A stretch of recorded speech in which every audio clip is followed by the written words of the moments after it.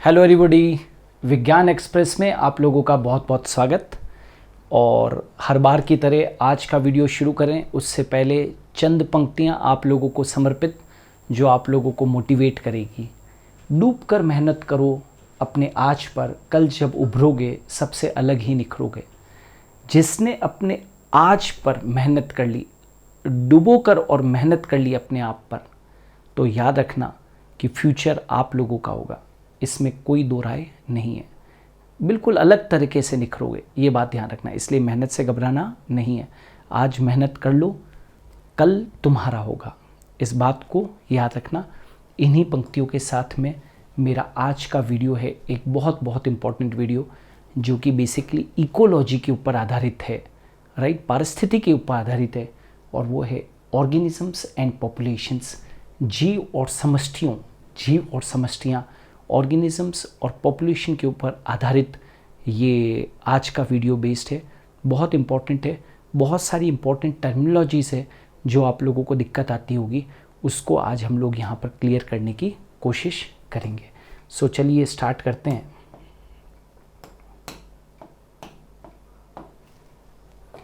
सबसे पहला, यूरी हेलाइन का मतलब क्या होता है? पृथुलवनी का मतलब क्या होता है? राइट, पृथुलवनी, those organisms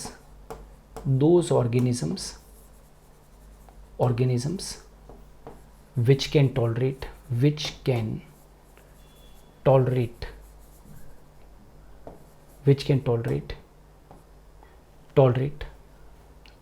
what? Organisms which can tolerate high levels of salinity, high level of salinity, है ना, जो हाई लेवल ऑफ सैलिनिटी को,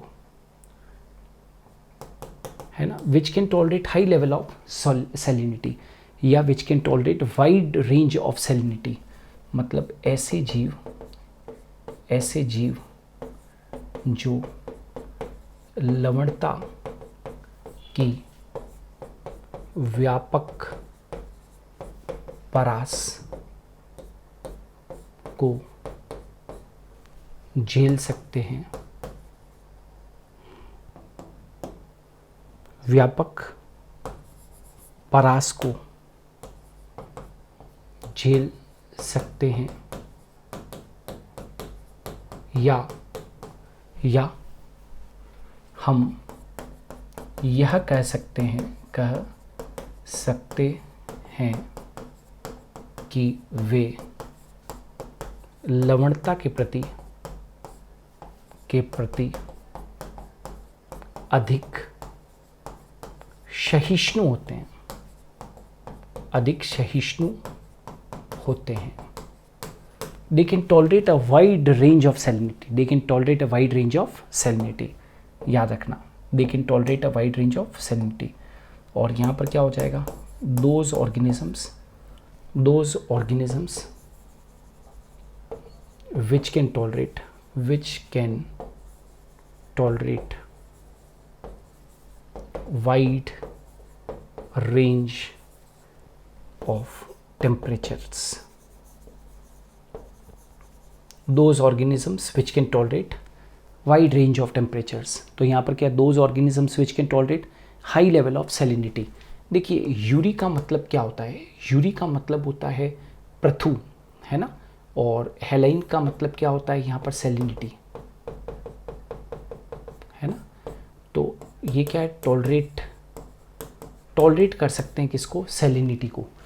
तो जो सैलिनिटी के प्रति, लवणता के प्रति सहिष्णु होते हैं, अधिक सहिष्णु होते हैं, उनको तो यूरी हेलाइन कहते हैं। और ऐसे जीव जो तापमान परास के प्रति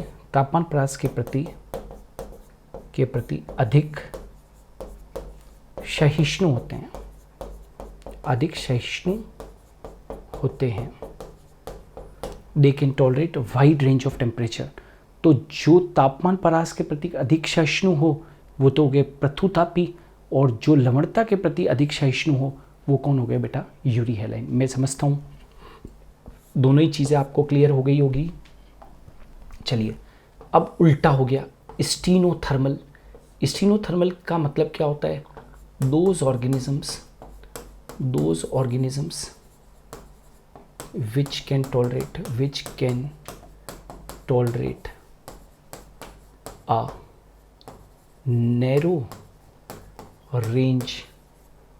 which can tolerate a narrow range of temperature। मतलब ऐसे जीव जो तापमान के परास के प्रति परास के प्रति कम सहिष्णु होते हैं, है ना। तापमान के परास के प्रति क्या होते हैं? कम सहिष्णु होते हैं। Those organisms which can tolerate a narrow range of temperature. ऐसे जीव जो तापमान के परास के प्रति कम सहिष्णु होते हैं। ऐसे जीव जो तापमान के परास के प्रति क्या होते हैं? कम सहिष्णु होते हैं। Those organisms which can tolerate a narrow range of temperature, उनको क्या बोलते हैं? तनु तापी कहते हैं। और तनु लवणी क्या हो गया? तो बिल्कुल ये भी ध्यान रखो, those organisms which can tolerate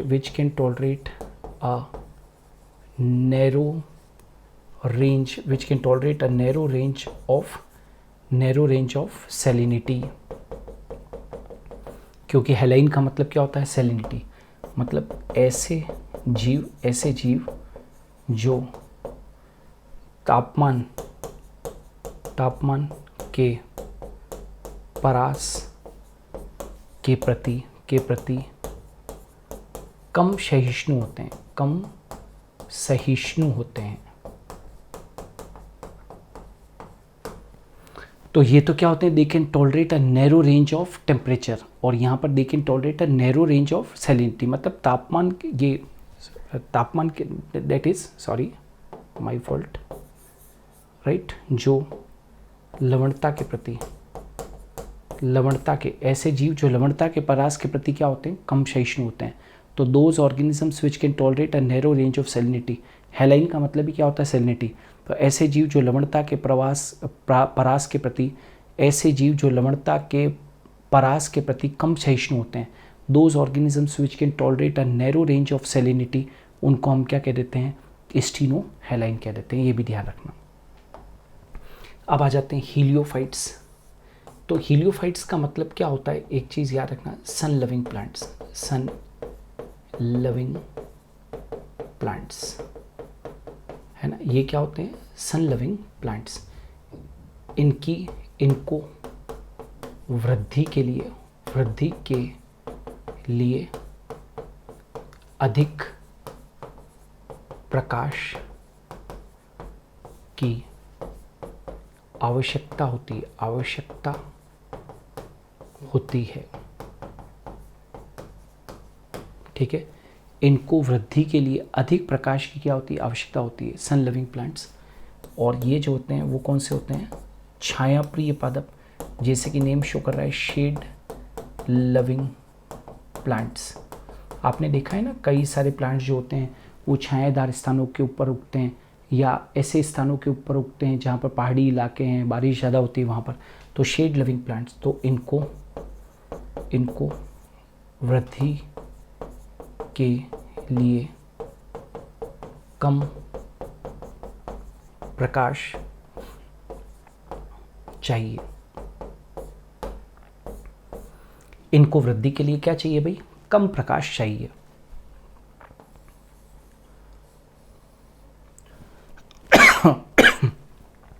तो क्लियर है, इनको वृद्धि के लिए कम प्रकाश चाहिए। तो ये क्या होते हैं भाई? शेड लविंग प्लांट्स हैं। ठीक है ना, शियोफाइट्स कहते हैं। तो ये तो कौन से हो गए? सन लविंग प्लांट्स हैं। और ये जो है वो कौन से? शेड लविंग प्लांट्स हैं। तो शेड लविंग प्लांट्स को अपने क्या बोलते हैं? छाया प्रिय पादप। इनको कम प्रकाश तीव्रता की आवश्यकता पड़ती है और इनको अपनी ग्रोथ के लिए, वृद्धि के लिए अधिक प्रकाश तीव्रता की क्या पड़ती है? आवश्यकता पड़ती है। तो ये भी ध्यान रखना, हीलियोफाइट्स और शियोफाइट्स, प्रकाश प्रिय पादप और छाया प्रिय पादप। अब आ जाते हैं विविपेरस प्लांट्स। विविपेरस प्लांट्स क्या होता है? Seed germinate while they are in fruit, है ना। मतलब फलों के अंदर रहते हुए ही, फलों के अंदर रहते हुए ही बीज का अंकुरन, फलों के अंदर रहते हुए ही बीज का अंकुरन जो है वो क्या कहलाता है? सजीव प्रजक पादप कहलाता है, विविपेरस। जैसे कि एक एग्जांपल देता हूँ आपको, ये जो मैंग्रोव प्लांट्स होते हैं ना, मैंग्रोव प्लांट्स है ना, मैंग्रोव प्लांट जो होते हैं वो दलदली इलाकों के अंदर उगते हैं, तो वहाँ पर मृदा के अंदर ऑक्सीजन की कमी होती है, तो वहाँ पर बीजों का अंकुरन नहीं हो सकता है। इसलिए बीजों का अंकुरन जब वो फ्रूट के अंदर होते हैं तभी उनका अंकुरन हो जाता है, और जब फल नीचे गिरता है तो वो अंकुरित बीज ही नीचे गिरते हैं। बात समझ में आ रही है? बीजों का अंकुरन फल के अंदर रहते हुए ही हो जाता है, तो फलों के अंदर रहते हुए ही बीज का अंकुरन हो जाता है। जैसे कि मैंग्रोव वनस्पति के पादपों के अंदर seed germinate while they are in fruit, तो इसको बोलते हैं विविपेरस प्लांट कहते हैं। Benthos organisms, those organisms which are found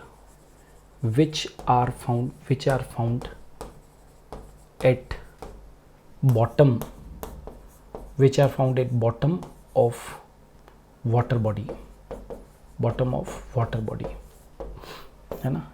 ऐसे जीव जो जलाशय के आधार पर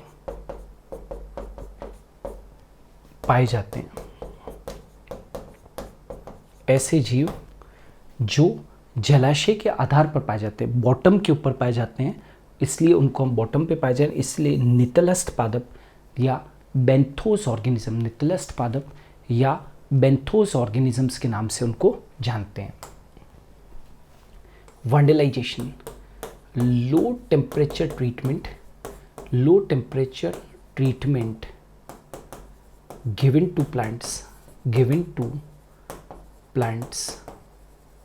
low temperature treatment given to plants for flowering and seed germination, है ना।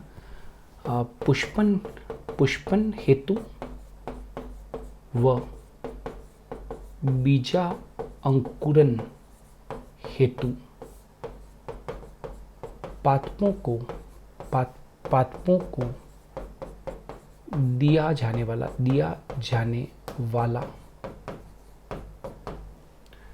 निम्न तापमान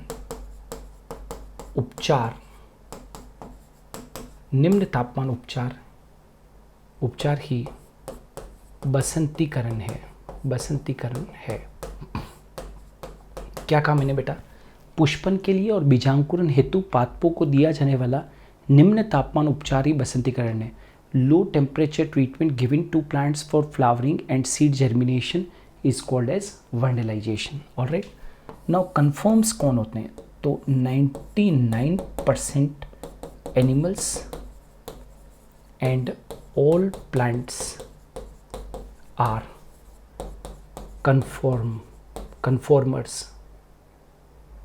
कन्फॉर्मर्स, मतलब 99% जंतु व सभी पादप संरूपी जीव हैं। अब संरूपी का मतलब क्या होता है? These organisms change their body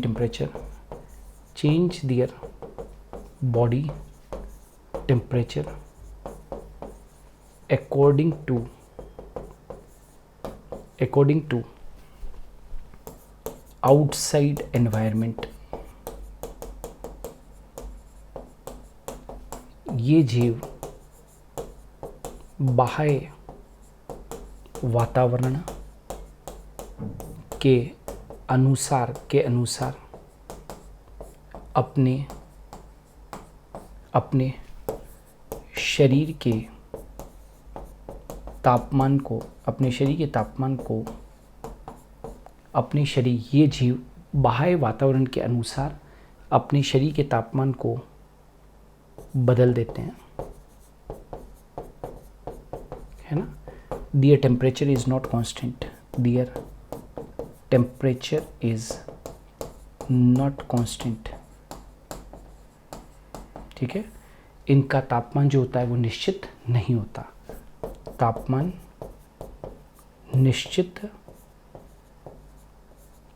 निश्चित नहीं होता। तापमान वातावरण के अनुसार बदलता रहता है, बाह्य वातावरण के अनुसार बदलता रहता है। ठीक है। Now regulation, those organisms which maintain a constant body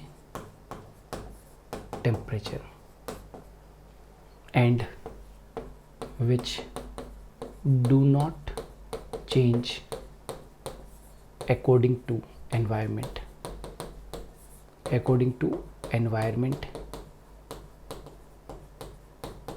ठीक है। तो ऐसे जीव जो अपने शरीर का तापमान कांस्टेंट रखते हैं अर्थात इनके शरीर का तापमान वातावरण के अनुसार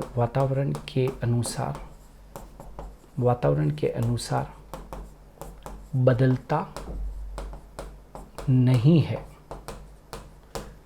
इनके शरीर का तापमान वातावरण के अनुसार बदलता नहीं है।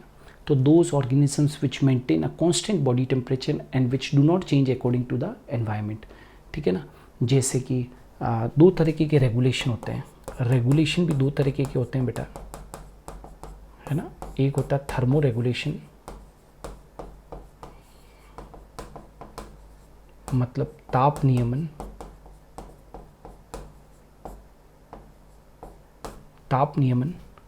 है ना। और दूसरा जो होता है वो एक और चीज़ होती है। एक तो ताप नियमन हो गया, ठीक है, ताप नियमन। और दूसरा जो होता है ऑस्मो रेगुलेशन यानी कि परासरण नियमन। मतलब रेगुलेशन भी दो तरह का, न केवल तापमान का, ये तो एक एग्जांपल दिया है, बल्कि लवणों का भी नियमन, है ना। ऑस्मो रेगुलेशन कहते हैं उसको।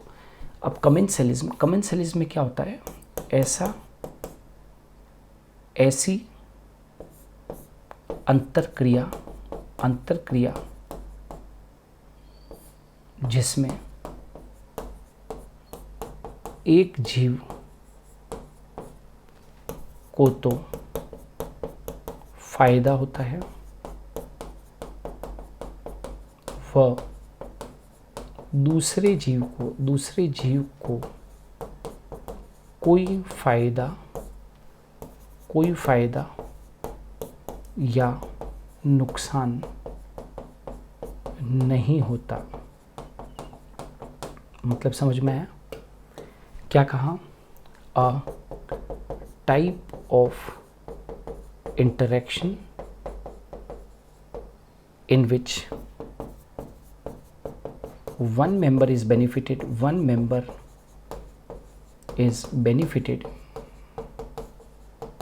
while other is neither harmed nor benefited। न तो उसको कोई फायदा और ना ही कोई क्या होता है, नुकसान होता है। ऐसी अंतक्रिया जिसमें एक जीव को तो फायदा और दूसरे जीव को कोई फायदा या नुकसान नहीं।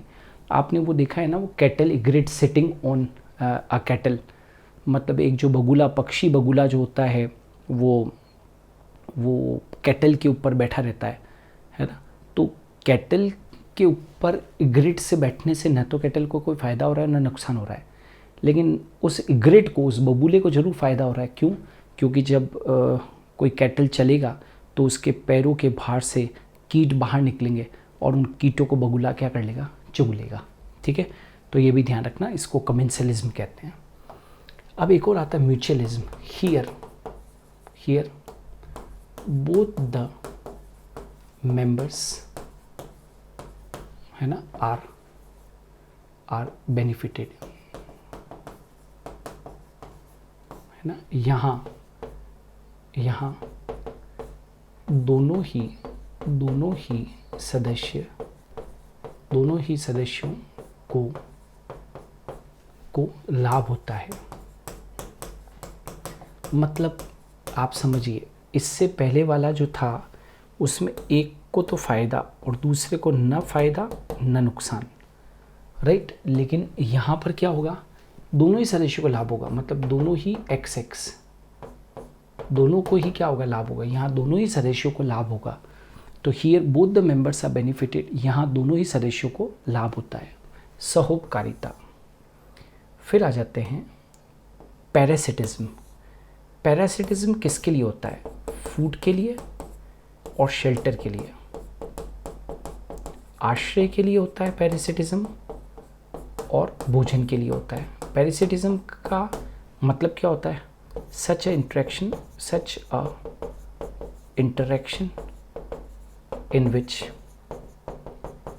one is harmed, one is, पहले तो benefited लिख देते हैं, one is benefited while other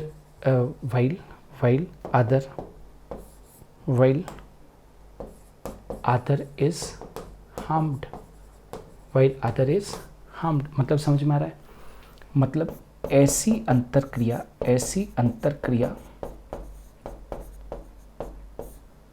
जिसमें एक का फायदा व दूसरे का क्या होता है? दूसरे का नुकसान होता है। अच्छा, एक चीज़ याद रखना, parasite always live on oblique in of living host, है ना। परजीवी जीवित जीव के शरीर के ऊपर ओब्लिक अंदर निवास करता है। याद रखोगे, क्या करता है भाई? निवास करता है। क्लियर?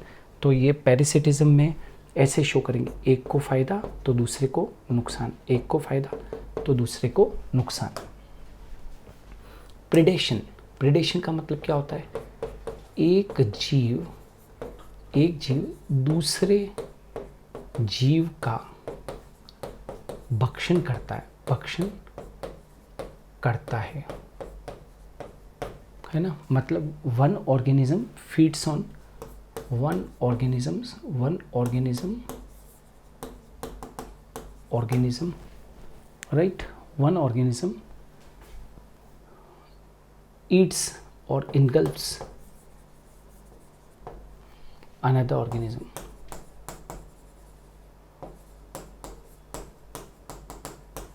एक जीव दूसरे जीव का क्या करता है? भक्षण करता है।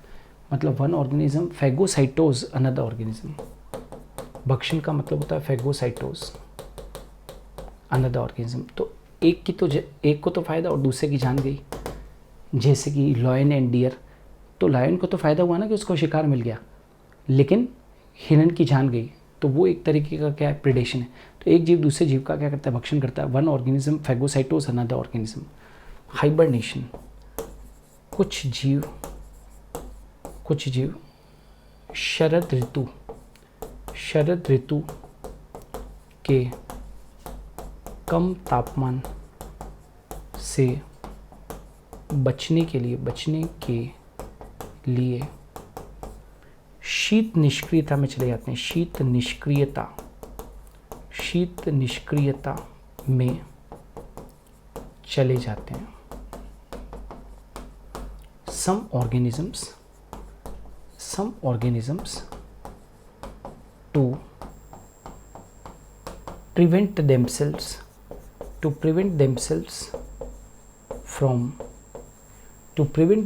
from low temperature of winters enter into hibernation। मतलब एक तरीके से ये ठंडे मौसम से बचने का उपाय है। जैसे कुछ भालू वगैरह हुए, फ्रॉग्स वगैरह हुए, इन सब के अंदर हाइबरनेशन होता है, ठीक है ना। और दूसरा एस्टाइवेशन क्या होता है, कुछ यहाँ पर देखो हमने क्या कहा, कुछ जीव तो कम तापमान से बचने के लिए, और कुछ जीव ग्रीष्म ऋतु के अधिक तापमान से बचने के लिए ग्रीष्म निद्रा में चले जाते हैं। मतलब इस वक्त ये अपनी सारी एक्टिविटीज़ को तब तक के लिए सस्पेंड कर देते हैं जब तक कि अनुकूल परिस्थितियां नहीं आ जाती है। मीन्स आई वांट टू से some organisms to protect themselves from high temperature of winters. Some organisms to protect themselves from high temperature of summers.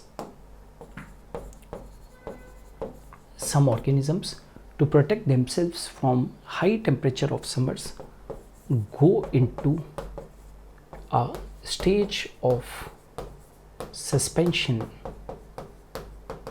called estivation। बात समझ में आ रही है बेटा? कुछ जैसे कि स्नेल्स होते ना, कुछ स्नेल्स हुए, है ना, जैसे घोंगे जिनको कहते हैं, कुछ स्नेल्स हुए, कुछ फिशेस हुई, है ना, जैसे फ्रॉग्स हुए, इन सब के अंदर एस्टाइवेशन भी होता है। तो कुछ जीव ग्रीष्म ऋतु के अधिक तापमान से बचने के लिए ग्रीष्म निद्रा में चले जाते हैं, ठीक है। Some organisms to protect themselves from high temperature of the summers goes into a stage of suspension called as aestivation. तो दोस्तों ये कुछ बहुत इम्पॉर्टेंट अपन ने कुछ टर्म्स थे, कुछ डेफिनेशंस थी जो हम लोगों ने इस चैप्टर से रिलेटेड, यानी कि ऑर्गेनिज्म एंड पॉपुलेशन से रिलेटेड के ऊपर हम लोगों ने डिस्कशन किया। बहुत इम्पॉर्टेंट होता है, कभी भी एग्ज़ाम के अंदर इससे क्वेश्चन पूछ सकते हैं, तो ये आपको आना चाहिए। सो विज्ञान एक्सप्रेस में आज के लिए इतना ही। हम कल फिर हाजिर होंगे एक नए वीडियो के साथ में।